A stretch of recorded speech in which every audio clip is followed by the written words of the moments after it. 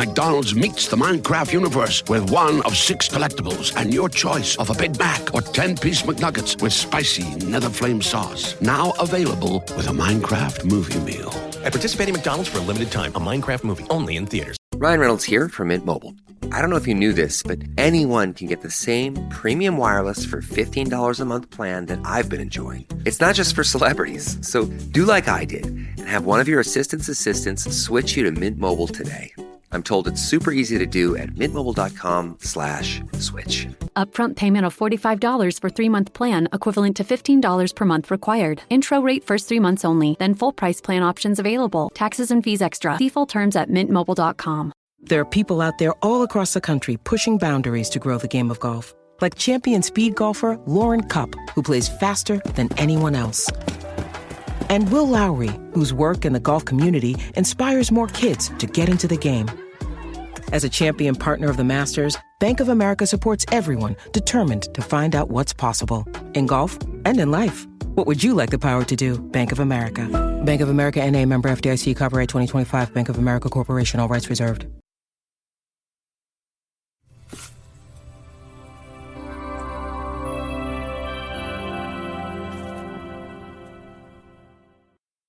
Good morning, everybody. Welcome back to the Dynasty Rewind YouTube channel or wherever else you may be watching. I'm your host, Michael Bauer, joined as always by my faithful co-host, Nate the Professor Christian. Nate, hello. Good morning. Hello, Mike. Hello. Happy to be here. Happy to be in my house. Yes. We are at Nate's place. If you'd like to stop by, Nate will post his address in a little bit. And also joined by the bald dome of Dynasty, Zack Duarte. Zack, how are you? I'm great. I'm also happy to be at Nate's house. Yes, we're all happy to be at Nate's house. So we do have a new producer behind the scenes today. So if things do not go smoothly, it's not our fault. It is his. We're going to be taking some questions, just kind of recapping the first round of the draft. Just to let you guys know, super chats always get priority. So go ahead and super chat away. But let's just kick it off. Nate, first overall, Cam Ward goes to the Tennessee Titans. A lot of speculation about that leading up to the draft. And then a few days before, it kind of seemed like that was the consensus. You know, a lot of people thought it should be Shedeur Sanders. It was Cam Ward. I want to get your guys' opinion on the Cam Ward 101 to the Tennessee Titans, RIP Will Levis. Yeah, so Cam Ward obviously was always going to be the first overall pick there. And, you know, what he did this past year at Miami, it was a pretty easy pick. And we all knew it was coming. So, you know, the first couple picks were chalk, despite, you know, there was a trade involved with the number 2 that we can get into in just a second. But Cam Ward, I mean, we know what he's going to get himself into with the Titans. They still have to build around him. You know, Calvin Ridley and Treylon Burks is not the strongest 1-2 punch of the wide receiver room. Come on, man. They did just sign Tyler Lockett, though, so that helps out a little bit. Which I like that signing, by the way. I do as well. Yeah. I mean, they still need to get somebody there that, you know, they can rely on, but they did the right thing at the first overall pick, right, Zach?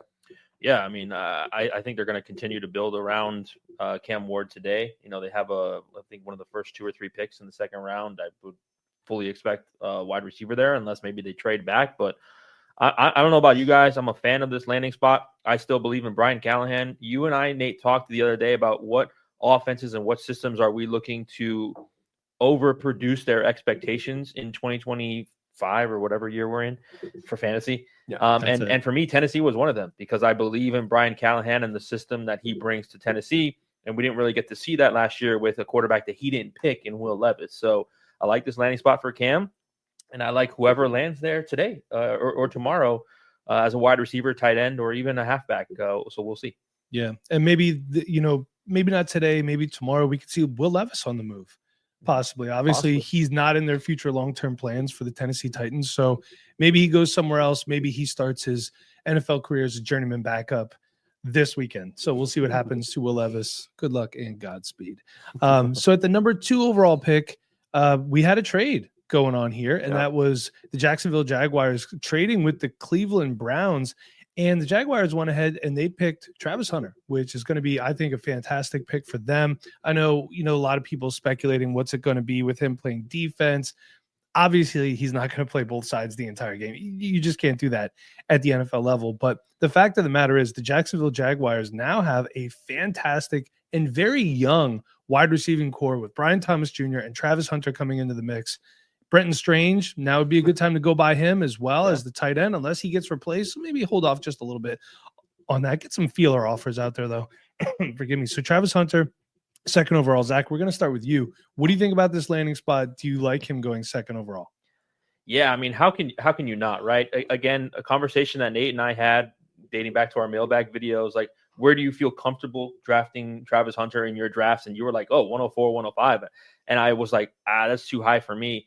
Him coming into a system that's led by Liam Cohen, which we saw what he could do last year with guys, Chris Godwin, Mike Evans. Then those guys were injured. Then we saw other guys be fantasy relevant. Jalen McMillan, Cade Otton. I mean, you even saw like Sterling Shepard be a fantasy wide receiver 3 or flex.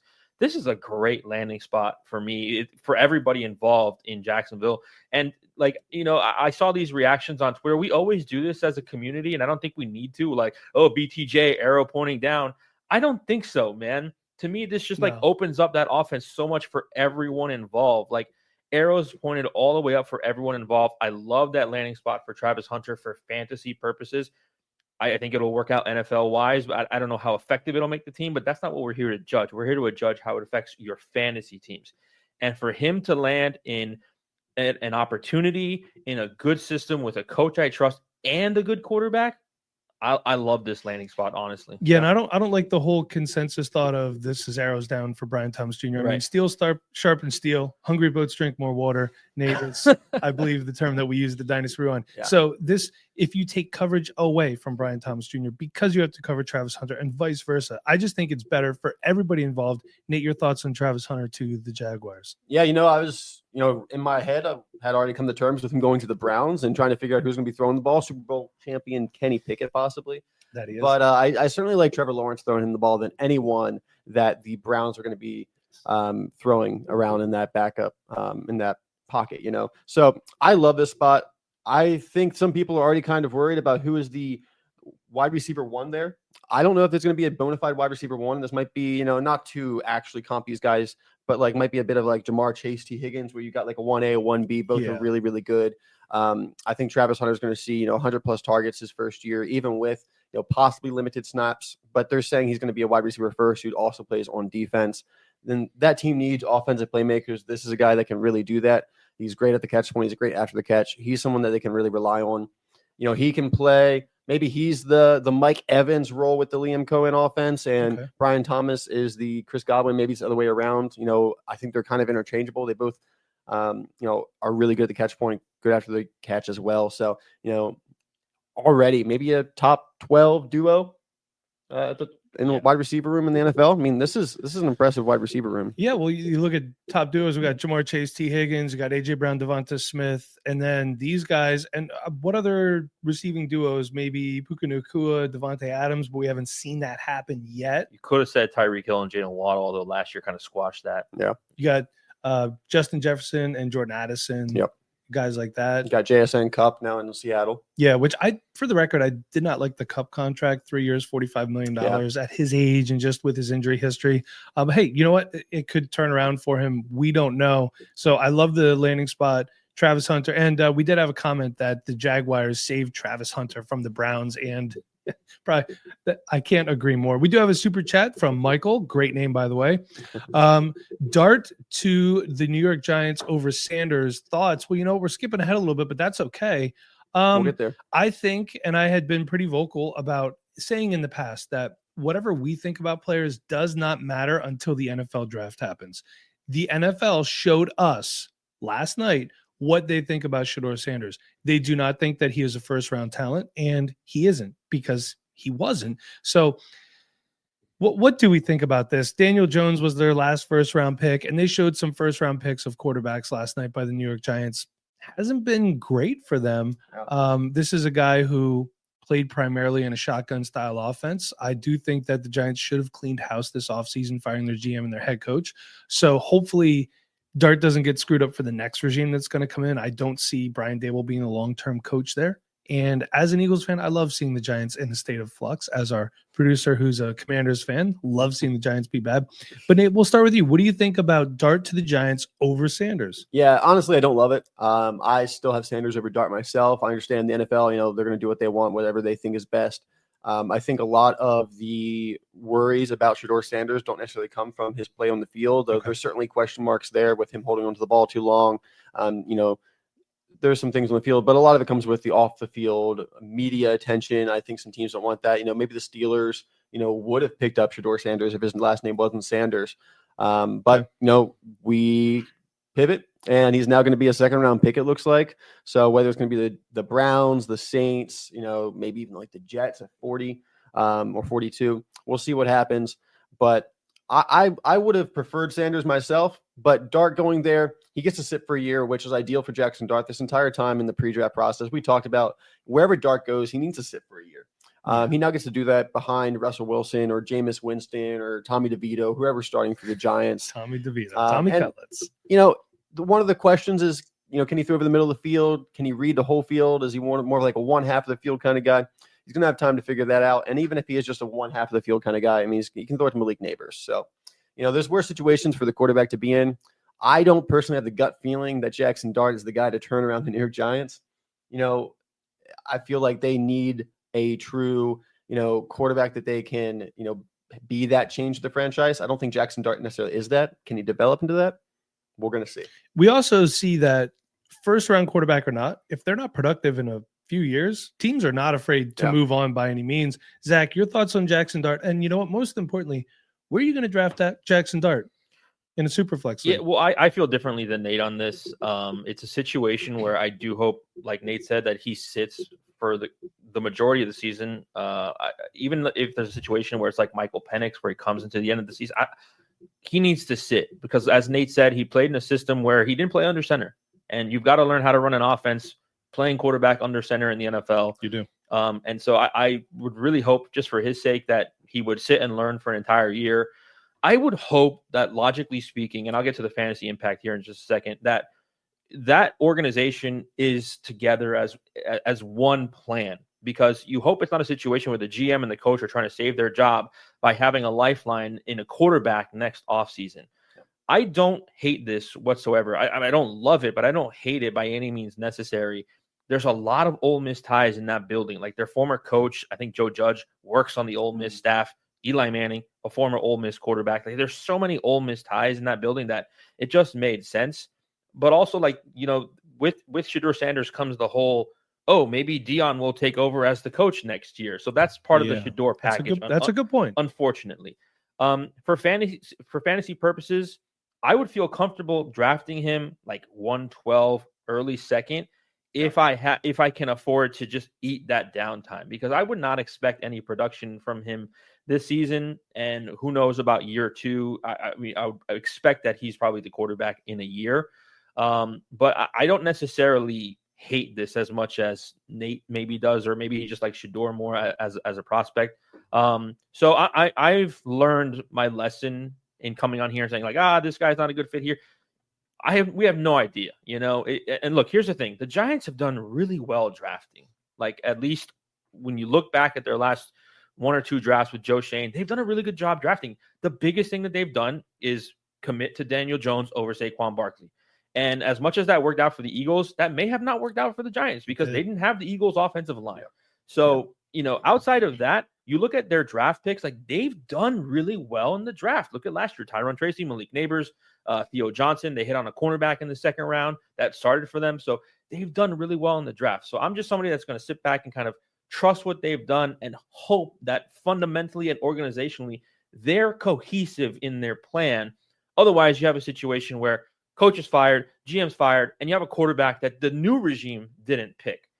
So I hope that answers your questions. Yeah, and assuming we get to that point, and not saying that, we know for sure that coaching staff is going to be out after this year, but obviously they're on the hot seat starting off the year. Mm-hmm. If they end up losing their jobs, like Zach said, we have a new regime coming in for this team that did not draft Jaxson Dart. It was a late first, which I do think is a different kind of investment than an early first. Right. And if that happens where they lose their jobs, Giants are probably picking top 5 again.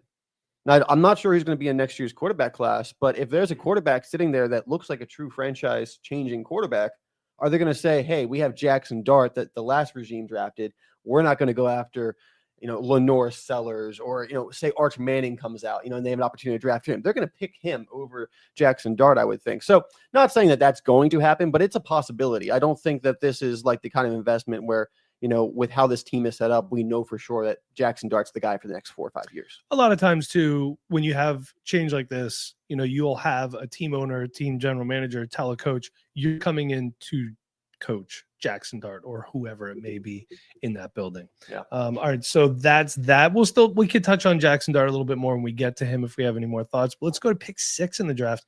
Ashton Jeanty, first running back off the board to the Las Vegas Raiders. Still, to me, feels weird saying Las Vegas Raiders. It should be Oakland. What are you guys doing out there? But so Jeanty, first running back off the board. We kind of all expected that. I think I don't think anybody here disagrees with Jeanty was going to be the first running back off the board by any means. So obviously should be the running back starter from day one. Zamir White, Alexander Madison don't really pose a threat to a dynamic, powerful, and also great receiving back like Ashton Jeanty. Zach, we're going to start off with you. Your thoughts on Jeanty to the Raiders at 6 overall? I mean, it doesn't change anything for fantasy purposes or your rookie drafts. This is the 101, hands down, no doubt. Nothing changes. Personally, on the NFL side, I wish they would have gone wide receiver because they're missing that wide receiver that can stretch the field. And there are some guys that can still do that. But, as Nate and I have discussed, like Nate's not a big fan of this wide receiver class. And I think if you didn't get Tet to do that, you're not getting the best guy that can stretch the field for you. They obviously have Jacoby Myers and Brock Bowers, but they don't have the guy that can throw the ball down the field. And guess what Geno Smith does really well? He throws the ball down the field. So they don't have that wide receiver. Maybe they go out today and get like a Jaden Higgins. I don't know. I would have loved to have seen them take Tet there and then get one of these running backs in the second or third round, Travion Henderson, Quinton Judkins, Caleb Johnson, whatever it may be. But look, I mean, that's probably a top 5 talent in this draft, Ashton Jeanty at number 6. So it's, I'm just speaking in terms of like how I would have liked to have seen them approach this from a football perspective, but fantasy wise, I mean, I don't see why this isn't a great fit. Pete Carroll loves to run the football. He does. And there's nobody else there that really takes away opportunity. As a matter of fact, it's a great running back room for depth. Like they have Raheem Mostert there. Sincere McCormack was actually pretty good at the end of the last year. Zamir White is still there. But there's nobody there that takes away opportunity from Ashton Jeanty. There's no B in that backfield right now. There's 2, 3, and 4. And so, I mean, all gung-ho on Ashton Jeanty at the 101, and there's no reason why he shouldn't be a top 5, top 8 running back next year in fantasy. Yeah, I think the volume's going to come pretty quickly. I just pulled up, Marshawn Lynch's stats when he was with the Seattle Seahawks and Pete Carroll was there because we've been talking about, this is like, the Marshawn Lloyd for Pete Carroll for the Raiders. In his 4 years that the Seattle Seahawks were really doing well there with Marshawn Lynch in the 2011 to 2014. 285 carries, 315 carries, 301 carries, 280 carries. Wow. And that's averaging about 15 games a season, 16 games. So I think Jeanty is in line easily for 300 carries, easily 300 plus touches. So the volume is going to be there. We think the efficiency is going to be there. I think he's a great receiving back too. So I think he's going to get a good amount of touches there too. It looks like Marshawn Lynch was getting about 40 catches, 30 to 40 catches a season. 35 about. So, I think Jeanty can do more than that. So I think the ceiling is really high for Jeanty in this offense. And I'll say with what the Raiders have done this offseason, bringing in Geno Smith, hiring Pete Carroll, drafting Ashton Jeanty, this is a team that's tired of losing, tired of being the whipping post of, the Kansas City Chiefs, and the Broncos are coming up there too. Mm-hmm. So this is a team, obviously the Chargers out there as well. This is a team that they want to compete and they want to do it right away. So I'm also expecting the Raiders to make some moves in the second, third round tonight, a wide receiver of sorts. Obviously, they're going to shore up lines, defense, stuff like that. But I love the move. Zach, I will say I don't necessarily agree 100% with the fact that Ashton Jeanty is the bona fide 101. I'm still taking Ashton Jeanty with 101. But with Cam Ward going first overall, I can see in some drafts people taking Cam Ward with the 101. So I agree with you in the sense that I'm drafting him 101 if I have that pick, which I do not anywhere. I wish I had at least 101 this year, but I don't. Get in more leagues, dude. No, I'm not going to do that. But I'll tell you what, if you want to join some more leagues and hopefully join some with some of us, patreon.com/Dynasty Rewind. We have a great 2025 draft chat going on right now. You could do a week for free. So again, patreon.com/Dynasty Rewind. Get in the Discord. It is popping off right now during the draft. So Nate, let's move on. And we have Tet McMillan going 8th overall to the Carolina Panthers. And look, the Carolina Panthers have been investing in offense the last few years. We had Xavier Legette last year. We have JT Sanders going in the 4th round last year. And now Tet McMillan, This is a guy who I think I like him better than Xavier Legette. He could be their wide receiver one, maybe not right away, maybe in a year or two. But Nate, your thoughts on Tet McMillan, 8th overall to the Carolina Panthers? Yeah, I'm not Golden over Tet. So I'm just going to say that right away. I'm still Tet over Golden. I think, and we'll get to Golden a bit more, but I don't think that Golden has the profile to be a true wide receiver one at the NFL level. I think he's going to be a really, really good wide receiver two kind of player. If he's a wide receiver one in the Packers offense, because they have no one else to really be that alpha, then he can be pretty good. But I think Tet McMillan's set up to be a wide receiver one in the NFL. It doesn't matter who, else is in that wide receiver room. He's got the size, he's got the athleticism. He's really, really good at the catch point. I think he's going to gel really well with Bryce Young and be that jump ball specialist, but also someone that Bryce Young can rely upon, who he hasn't really had while he's been at the Panthers over the past 2 years. Adam Thielen was that guy, but McMillan is much more athletic, much better at the catch point, much younger, and much younger at this point. So I think McMillan, this is a pick that we never really saw in mock drafts. It was always the Panthers going edge, defense, and I was always trying to figure out why, because I think McMillan is the perfect guy for the Panthers offense to build around and give Bryce Young help, who showed a lot of flashes at the end of last season. Actually looked like one of the better quarterbacks in the NFL for that second half, and he wasn't working with a great offense. I mean, the best player in that offense last year outside of Young was Chuba Hubbard, who, I appreciate, but, is not a Pro Bowl player. So Tet McMillan coming in there, I think he's someone that can step in, be that wide receiver one. He should see 120 plus targets his rookie year. I think he can finish as a top 24 wide receiver this year in fantasy. And if they continue to build that offense and Bryce Young continues to, get better and better, I think McMillan has top 12 potential in this offense. I love this. I love the volume he's going to get. I think he's going to be efficient with the volume as well because of his size and speed. I don't know if he's my wide receiver one because I do like Travis Hunter a lot, but the volume is really going to be there for McMillan. So it's going to be, I'm going to have to really kind of think about it a little bit, but I'm happy picking McMillan in the top 3.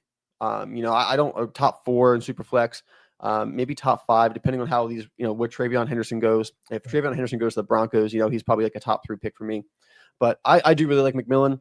Outside of where I decided to put Travis Hunter, McMillan is my wide receiver one in this draft.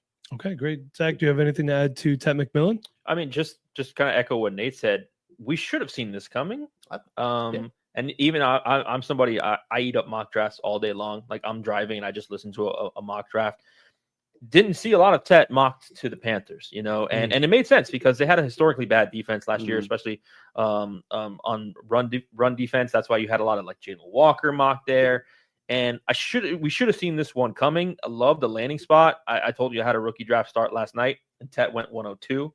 And I think you're going to see a little bit more of that. I think Tet now enters that 102 conversation because this is a good landing spot with opportunity. I think people liked what they saw out of Bryce Young last year. And then again, the most important thing for me is what system are they in? Well, they're in a Dave Canales system that we've seen wide receivers flourish for fantasy purposes. So great landing spot. Love the pick.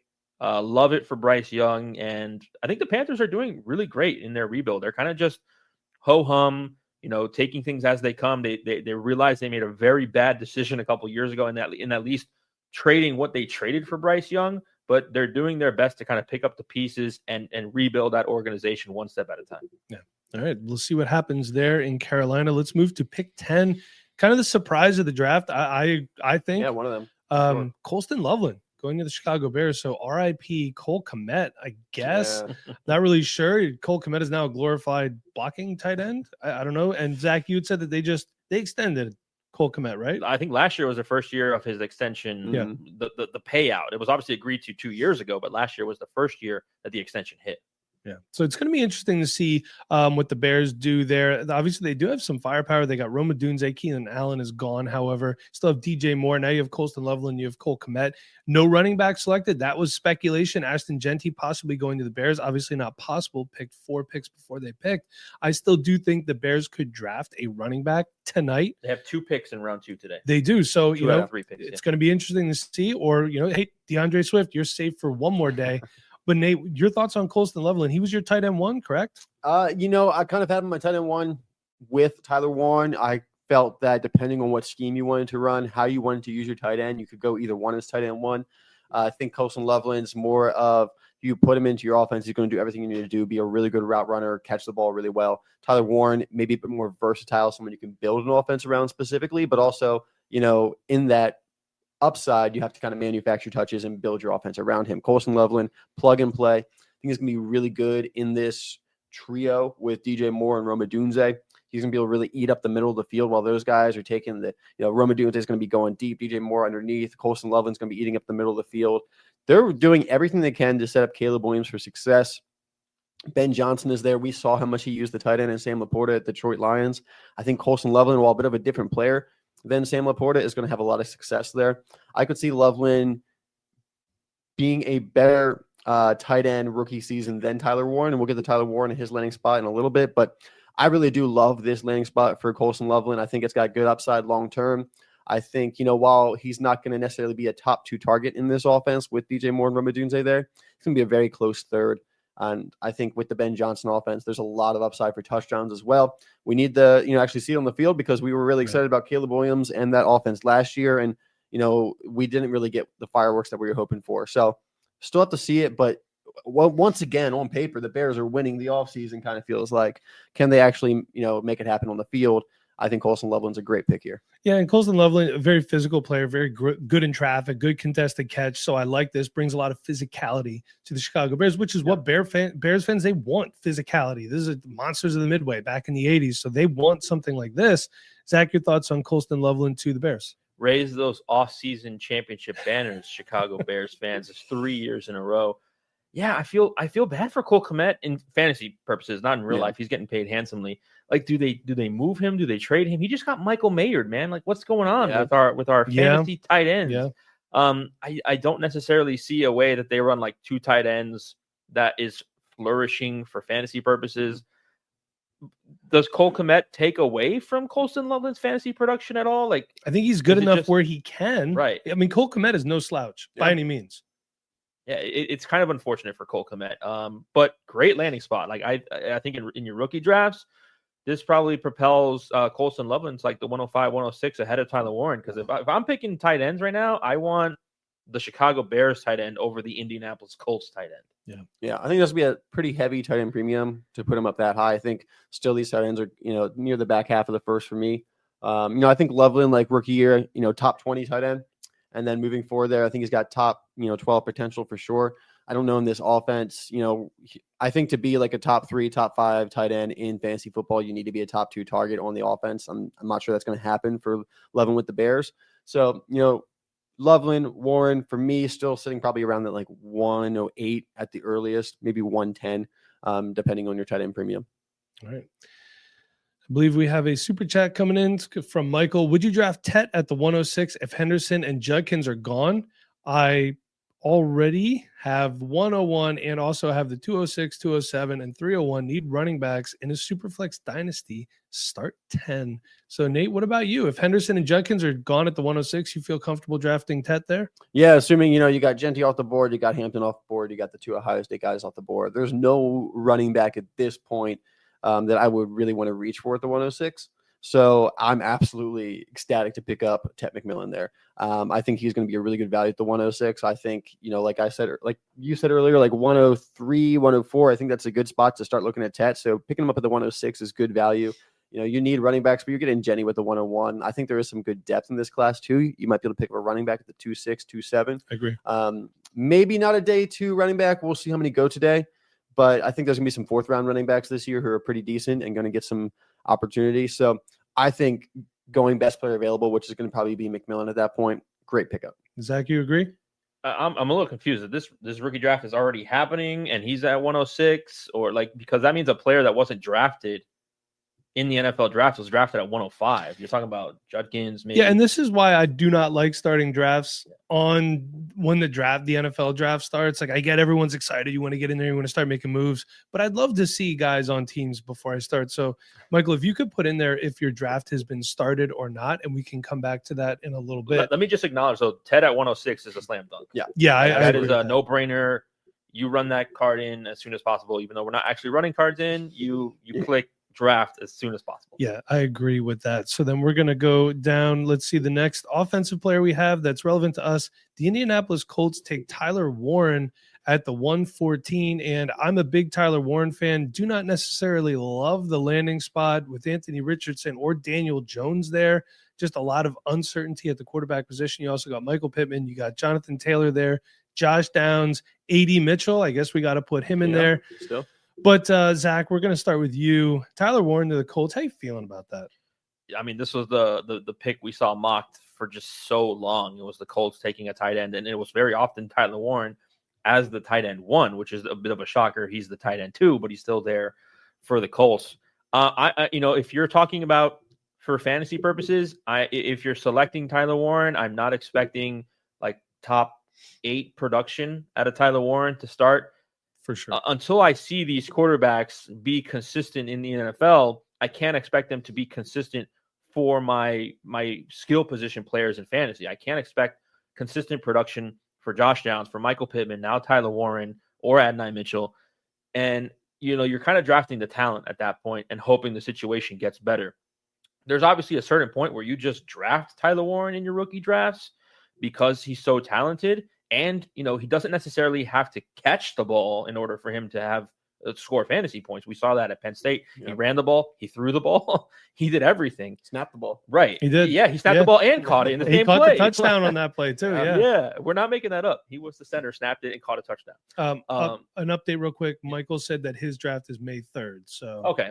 He's got some time. He's kind of just projecting Perfect. there. Yeah, you draft Tet at 1-6. Well, that's good. Your league mates. Probably what they're going to do, and that's fundamental is knowing your league mates and what they may or may not do. I think that's really important. Good job there. But just, if you're drafting Tyler Warren in your fantasy drafts, I would say don't project him to be like this top tight end right off the bat. And you hope that his situation improves, whether that's a different quarterback or that's one of these two guys getting better. I will say I do like Shane Steichen. Like I trust him to figure it out. And if I would expect that if none of these guys are good enough for the Colts to make the playoffs this year, that they will look for a quarterback next year in the draft. I agree. And, I will say this, though.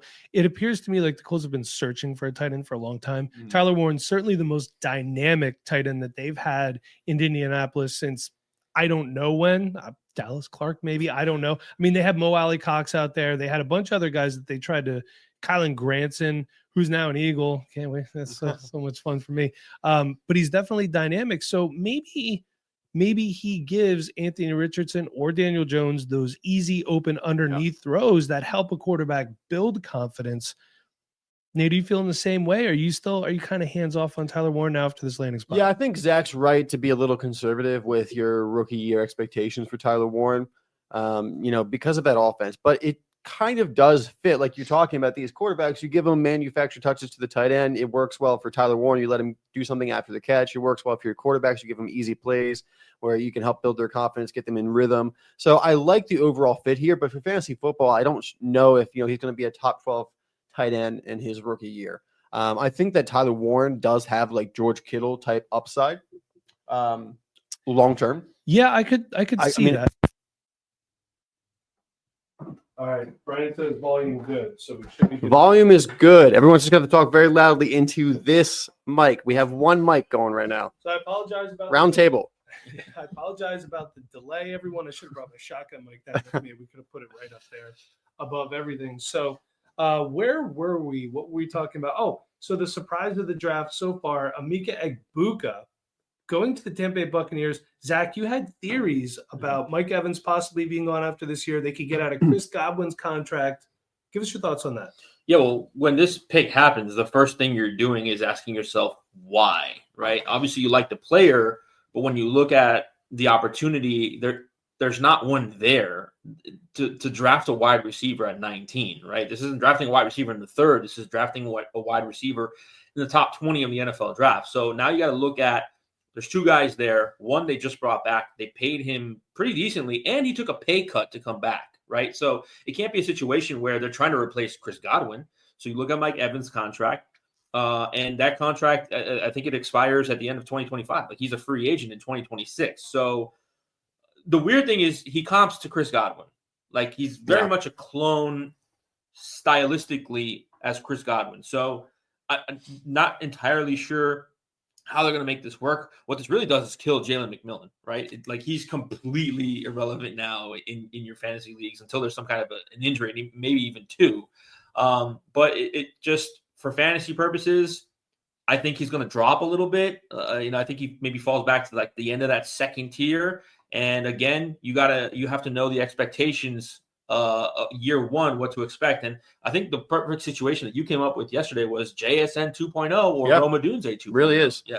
It's like Igbuka is this year's Roma Dunze, who was last year's JSN. We just have the same pattern of a really good wide receiver being picked up in the first round, who's going to be behind a veteran or two, and then we're going to really be able to reap the rewards in a year. Or maybe even two. But we looked at the contracts last night. Mike Evans is a free agent after this year. He will be 32 years old. Chris Godwin is on a 2-year deal, but they can get out of it after 2 years if they want to. And depending on how he comes off his injury, he'll be about 30, I think, at that point in about 2 years. So, this is definitely a move for the future. And, talking to the Buccaneers GM this morning, the reporters were talking to him about this pick. And he said it's not about Chris Godwin's injury rehab. There's no concerns there. That's not why they made this pick. They just really like this guy. They talked about him being a perfectionist. You can see that in his route running. He's a really good pro, very good with the technical stuff. So I think this is a really good pickup for them. It really fits their offense. He's only going to get 80 or so targets this year, most likely. I mean, then again, Mayfield, put up some really good stats last year. So, if they continue to have a good offense, maybe it's even more than that. But I do think that's going to be limited production this year. You're going to get him a little bit late in your first round in your rookie draft, but I think it's going to work out long-term for you in just a year or two. All right. So then after that, the next one that we have, Omarion Hampton, my running back 2 in the class, not yours, Nate, but Omarion Hampton goes to the Los Angeles Chargers. Rest in peace, Najee Harris. I did say recently to buy Najee Harris. I guess this nullifies that statement. Maybe there's a split back system. They did it last year with Gus Edwards and J.K. Dobbins, so maybe they do that again for a little bit. And then I think year 2, it's wheels up for Omarion Hampton for the Los Angeles Chargers. You agree with that, Nate? Yeah, I think this is a really great landing spot for Hampton because he's a guy that can handle a lot of volume. And with the Chargers, I think we have the opportunity for a lot of volume for Hampton. Now, obviously, Najee's there, so there might be some limitations in value that we have right now going into year 1.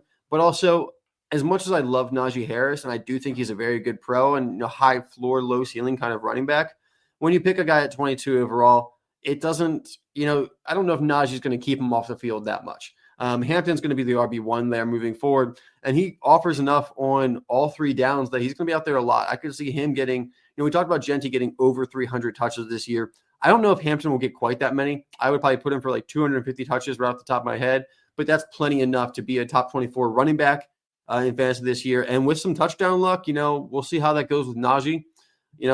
We could even see Hampton into the top 12 in his rookie season. I think the Chargers offense is set up, where whoever gets there and gets the volume of touches, if they can stay healthy, there is a ton of fantasy football upside there, especially when you put into the fact how well Hampton catches the ball as well. And I think, too, the thing you need to look at here, the Najee contract wasn't anything that crazy. No, it 1 wasn't. year, $5 million, a base salary of Yep. $1.5 million. I'm going to pitch this to you guys, because you guys probably saw Omarion Hampton more than I did, because I tried to scout the other guys that, I had a feeling he was going to get drafted first round, so I tried to scout some of the other guys. Is this a situation where both of them can be on the field at one time, maybe both in the backfield, one lines up out wide? I didn't watch as much Omarion Hampton as you did. I'm going to say probably not. Okay. It's always possible, of course, but I don't think Omarion Hampton is that great of a route runner where you could split him out. And I think we could say the same thing about Najee Harris. Maybe they do some sort of old school 2-back set from the 90s, which with Harbaugh there, you never know what could happen. But I'd say, and we've always heard, as an Eagles fan, I've heard, we're going to put these 2 backs on the field at the same time, and it just never happens. So possible to me, unlikely. Yeah, I agree. I don't think it's too likely. I wouldn't be surprised if we saw a couple snaps like that, but I don't think Najee Harris is going to be standing in the way of Omarion Hampton, quite honestly, as much as I do love me some Najee. Let's go to pick 23, Nate's new wide receiver 1 of the class. Matthew Golden goes to the hosting Green Bay Packers. So the Green Bay Packers fans were quite hyped, as the kids would say. So Matthew Golden, a guy who can play all over the formation. A lot of people speculating what this could mean for other Packers wide receivers. But Nate, I don't know if you necessarily loved this pick so much. Why don't you give us your thoughts on that? Yeah. So when Egbuka went off the board, we were talking and we were like, okay, well, Matthew Golden's going to be the wide receiver 3 off the board most likely. And Egbuka is probably going to see about 80, 90 targets in the Texans offense. The Buccaneers offense, sorry. Now Golden goes to the Packers, and a lot of people want to anoint him as the wide receiver 1. But I don't know if Golden's going to get more than 100 targets himself in this offense. There's a lot of mouths to feed. Now, Christian Watson, obviously, is not going to be much of an impact there, but you do still have Romeo Doubs. You just have Jaden Reed, who are going to get their own targets themselves. And then you throw Golden in there, and you still have Wicks, as that wide receiver 4 who's going to get a little bit himself. You still have Josh Jacobs there, who's a great pass catcher himself. There's a lot of mouths to feed in this offense, and I think a lot of people want to anoint Matthew Golden as the wide receiver 1, who's all of a sudden going to have 120, 140 targets. I don't know if this offense is set up for that. Jaden Reed has been limited to a 70% snap rate, but he still is seeing, 90, 100 targets himself. Romeo Doubs is out there doing, Jordan loves talking about Doubs as one of his favorite wide receivers in the NFL and somebody he put in his dream team if he had to score a touchdown on one last play. So I love Matthew Golden. I think he's a really good deep threat, and I think he's a really good route runner who can develop into, I kind of comped him, not actually a comp, but fantasy football wise, I think his ceiling is somewhere around what Devonta Smith can do as that really, really good wide receiver 2 for an offense. Now, there's no wide receiver 1 in this Green Bay Packers offense, so Matthew Golden might elevate himself to that, but I don't think he has that ceiling that McMillan has with the Panthers, that even maybe Travis Hunter has with the Jaguars. I don't know if he's built to be that true wide receiver 1, 140 targets a year, and I don't know if the Green Bay Packers offense is set up to give him that either. So I think I'm personally having, there's not a wide receiver 1 in Green Bay. There hasn't been for a couple of years. I don't think it's going to change with this draft pick. I think there's 3 wide receivers who get a lot of the same kind of competitive targets, and you're going to see 3 guys that could all be top 36. Doesn't mean Matthew Golden's just going to all of a sudden walk in and be a top 12 wide receiver just because we all love that he ran a 4.29. And Liam has a question here. Buy low for Reed. Liam, for me, yeah, I definitely will. I've always been a Jalen Reed fan, and I think he's going to predominantly be the slot guy. Jordan Love, he spreads the ball around really, really well. Zach, do you have anything you want to add to Matthew Golden going to Green Bay? Yeah, Nathan even bring up Tucker Kraft, right? Oh, yeah, Tucker Kraft there too.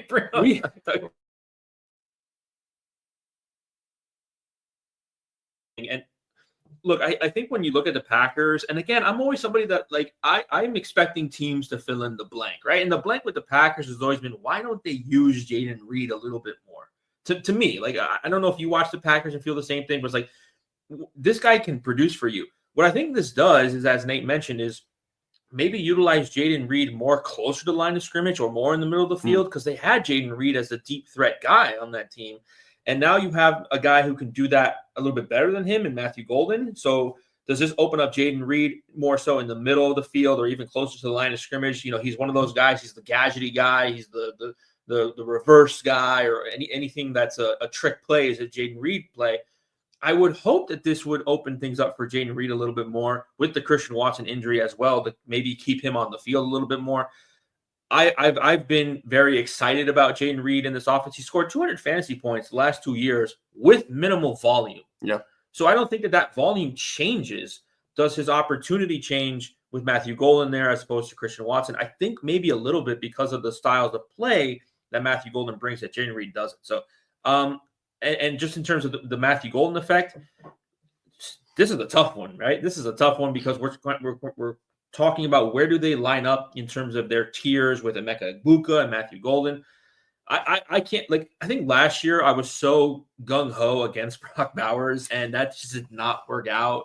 I don't want to do that anymore. It's kind of how does this work for your team? And also managing your expectations, because a lot of times we are expecting things and they don't work out, and that really is a blow to your team. So if you're drafting Matthew Golden as a wide receiver 1, I think you're setting yourself up for a failed disappointment. Yeah, disappointment there. So just manage your expectations when you're drafting Matthew Golden would be my advice.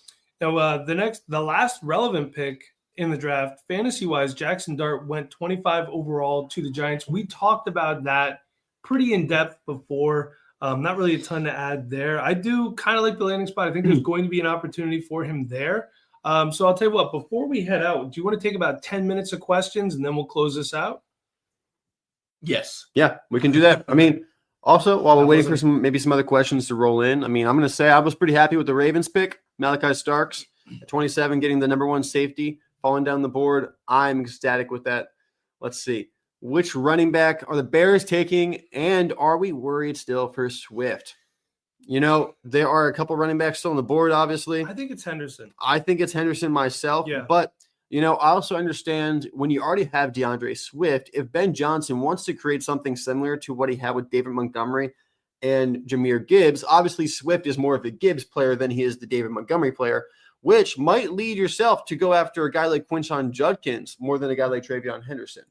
Caleb Johnson as well. It depends on where they actually want to go ahead and pick up a running back, because I don't think that someone should pick Quinshon Judkins or Caleb Johnson over Travion Henderson. So if they just want the best back and they're going to give him a ton of volume, Travion Henderson's the man to go. But if they want to create a committee back there, maybe wait, you know, a couple more picks until they go pick up that running back, then I think Judkins or Caleb Johnson would be a great compliment to DeAndre Swift. Not that DeAndre Swift necessarily is a talent at this point where you're not selecting a guy like Travion Henderson actively, but I am still a little worried for Swift. This is better that it wasn't a first-round running back, that's for sure. It keeps him still in play to, you know, have a top 36 running back season this year, but I definitely think that his ceiling is going to be very limited because I still expect the Bears to draft a running back sometime today. Zach, this is a good question. I'm going to give this one to you. Any surprise running backs to get drafted today? I mean, here we go. There's a list right there. Yeah. Well, I think the fact that only 2 were taken yesterday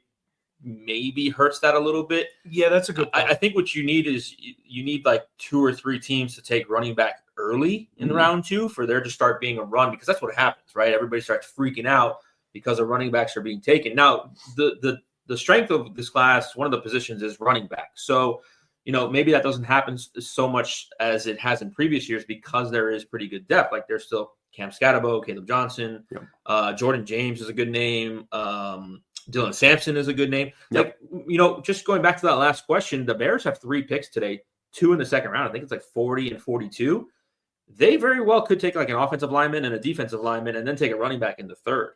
You know, so I think that DeAndre Swift avoided the worst possible outcome in Ashton Jeanty, but we'll see how, you know, that is affected today.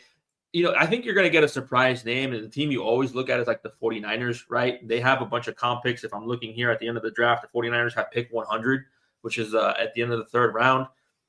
I mean, like, look at this. Like, I talked to you the other day. We're looking at the NFL.com rankings of the running backs. I talked to you the other day about Ja'Cory Krosky-Merritt, and he's a top 10 running back on this list, ahead of Jordan James and Cam Scatterbo. And for the record, if you want to hear about players like Ja'Cory Krosky-Merritt, I had talked about him ad nauseum on our Patreon, patreon.com/Dynasty Rewind. During the season, I do a small school big player of the week. He was on there. Yeah. Just to say, Mike was talking about him. Good draft. Before he was even at Arizona, when he was still playing in the FCS or something. New Mexico. New Mexico. Yeah. That's. Yeah. I'll tell you, there's a couple surprises for me, running backs, where if they went today, a guy like Jaden, not sure how to say it. He'd be a surprise if he went today. And a lot of people are high on Jordan James as well. If those 2 guys went today, that would be a surprise for me personally. Yeah, I think we could see somebody go there for sure. Yeah. How does T. Law's value look after taking Hunter? I love it. Obviously, you got Brian Thomas there. You got Travis Hunter there. I know we all kind of like Parker Washington as wide receiver 3 there. Liam Cohen, man. Liam Cohen, great coach, That's great the offense. most important part of any of those players. Yeah, and you know, maybe they don't have like the RB1 that they're going to be having, you know, in 2027 on the team right now. But this year, I think ETN and Tank Bigsby is still a really good 1-2 punch for that backfield. We're going to have to see what happens with Brenton Strange, you know, if he really can develop into a starting tight end for them. But there's a lot of good base level there that they can work with. And then you got some high upside guys with Brian Thomas Jr., with Travis Hunter. I think, you know, I've always been a Trevor Lawrence fan. I think he's always been undervalued, even though he's kind of underproduced over the past couple of years. But this just continues to get me excited about Trevor Lawrence. I think, you know, at some point he's got to break out. He's that good of a quarterback. I think the Jags have just kind of struggled. I think Doug Peterson, you know, just obviously didn't end up being the guy, but I do really like Liam Cohen. You keep going back to it. I think this is the year that we maybe get that Trevor Lawrence breakout that a lot of us have been waiting for him to be that top 12 quarterback. Could happen this year. All right, you got another one for us there, Mr. Producer. Do you think the Browns start day 2 with Henderson and Sanders with their 2 early picks? No, I don't. I don't think it would be the worst thing. I don't think it'd be a bad idea. But Zach, you have another thought on that. What are you thinking? I think they showed us yesterday what they're trying to do, which is address the trenches, which is what Philadelphia showed us you should do, and really load up on draft capital, which I loved what they did. Obviously, you'd love to have a generational player like Travis Hunter. They are in salary cap hell, right? Because they are just locked into that Deshaun Watson contract for this season and next. And so how do you improve your team? That is a pretty good team on paper. To get better, you get draft picks. You get cheap players for the next couple of years. So they added a second-round pick today. They added a first-round pick next year. That's 2 extra players on that roster that are both probably top 40 players. They are top 40 players because one is a second-round pick today. That's number 35. And one is a first-round pick next year. I love what the Browns did. I would expect them to continue to address the trenches, at least with one of those first 2 picks today, and then maybe Shedeur. I just don't think they go running back quarterback. I could be wrong, but they showed us yesterday that they are prioritizing the defensive line, and I would expect them to address the offensive line. They have I can't remember the guy's name, but I think their left tackle or right tackle is like on the verge of retirement. He came back for 1 more year. I can't remember his name. Somebody in the comments let me know. But they're old on the offensive line, so I would expect them to take a lineman today and possibly a quarterback. Yeah, I think the draft kind of fell very well for the Browns at this point where they got these 2 picks to start off the second round. They got to be picking a quarterback here. And for the fact that Shedeur Sanders is still here for the Browns, they might big brain it, and they might think that, they can do better. Maybe they go Tyler Shuck. But I think this draft has fallen really well for them to pick up Sanders, who I still think is a first-round talent. I think maybe some of the off-the-field attitude, but also just the fact that his last name is Sanders and the media hype that comes with that, I think that did turn some teams off. I still think that, talent-wise, I'd have him as a late first. But I think this is a great value if they pick up Sanders here. If they go somewhere else like Tyler Shuck, that's fine. I don't think that gives them as much upside as possibly Sanders, but I think the draft has fallen pretty well for them at this point. Joel Bitonio was his name. Yeah, for 1 more year. He's 33 years old. So ABC favorite says Raiders picked Jay Higgins at number 37. I love it. I would like that. Yeah, that'd be a really good compliment to Jacoby Myers as well. They don't have that X-wide receiver to kind of replace Devontae Adams. Jaden Higgins could fill that role. Then you have Trey Tucker playing that flanker to be the deep down the field threat. I think that's a really good landing spot for Jaden Higgins and obviously really good draft capital. We love that top 40, top 50 wide receiver draft capital. That usually works out pretty well. So I love that idea. That would be a lot of fun to see. And I think, if Jaden Higgins was the number 37 pick, you got Geno Smith throwing to him. You got Pete Carroll there. You got Ashton Jeanty. You have a good offense starting to come around. Does Higgins make it into the back end of the first round, or is he still an early second? I think so. Yeah. I think so. Yeah. And look, as much as I think that pick makes sense on paper, the Raiders already addressed the skill position in the first round. They still need offensive line. Yeah. I'm just, again, the word of the day for me is like managing expectations, right? Mm-hmm. I'm big on that in a lot in life, more specifically in fantasy. But if you're expecting every sexy landing spot to get a sexy fantasy football player, it doesn't always happen. So, you could see Jaden Higgins, whatever, first name, to the Raiders at 37, but they very much need offensive line. They want to protect Geno. They want to open up lanes for Ashton Jeanty. The best way to beat Patrick Mahomes is to keep him off the field. And so having a good ground game, they already addressed that in the first round. I could definitely see an offensive lineman. I know it doesn't sound fun, but it's just something you could see. And you saw a lot of linemen get drafted yesterday, and I think you could still see that happen today in the beginning of round 2. All right, so we got one here. Then we'll go to the super chat that we got. Would you trade the 101 to get the 104 and 105, maybe get Tet and Henderson, or if Travis Hunter, I'm assuming, falls, get Trav and Tet with 4 and 5? I don't know if Travis Hunter is going to fall that far, to be honest with you. You got Brian Thomas there. You got the competition. I think he does fall to the 105. But what would you guys make this trade to get both of those picks? I think I'd be okay with that. I think Ashton Jeanty is a really good pick, but also I think, Henderson, Hampton, and we still have to see where Henderson lands.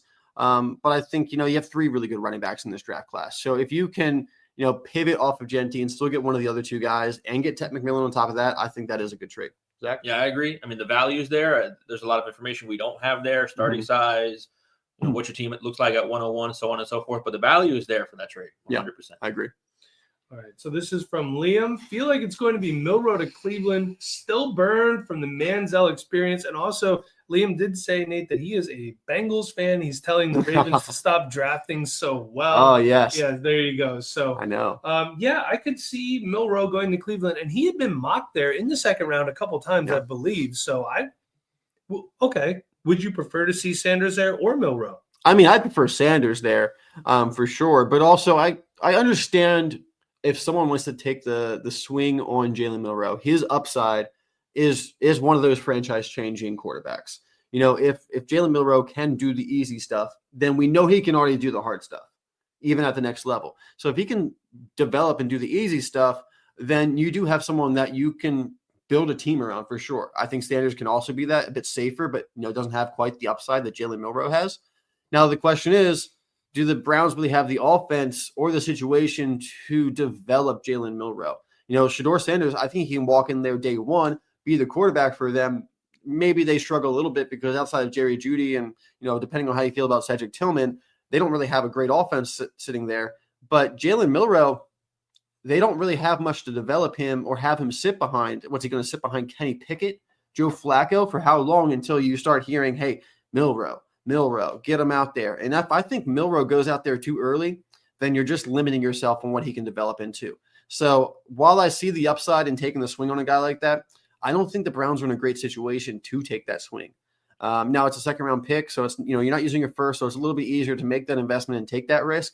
But with Sanders sitting on the board, even a guy like Tyler Shuck, who I don't think has nearly as much upside as Sanders or Milroe, but gets you someone out there that can start for your team right away. And, maybe continue to develop. I mean, he spent 6 years in college, so I don't know how much more Tyler Shuck's going to develop. But I don't know if Milroe would be my pick if I was the Browns. I probably would go with Sanders. The one thing that we're not talking about is like that fit for that place. That's you think about December football in Cleveland. It's cold. It's snowy. I can't answer this. You can. Is that a good fit? Like on paper, Shedeur playing in those types of conditions. Played in Colorado for the last 2 years. Yeah, it's not like he was down in Jacksonville. But we didn't see him in games in December playing in a snowstorm like we saw in Week 15 this year, where Jameis Winston was slinging it around the field. And he's going to have to go to Pittsburgh. He's going to have to go to Baltimore and play in those conditions as well. So I don't know. I'm not answering the question. I'm just saying that's something we have to think about too when we start slotting in quarterbacks, because I think Shedeur is a really good dome quarterback. And so to me, that's like New Orleans. New Orleans be good. It would, you would put Atlanta in there. They don't need one. You would put Detroit in there. They don't need one. But Shedeur in a dome would be perfect to me. So can you see Shedeur succeeding in late November, early December, January in those types of conditions, windy, cold, and snowy? I don't know. I'm not the person to answer that question. Yeah.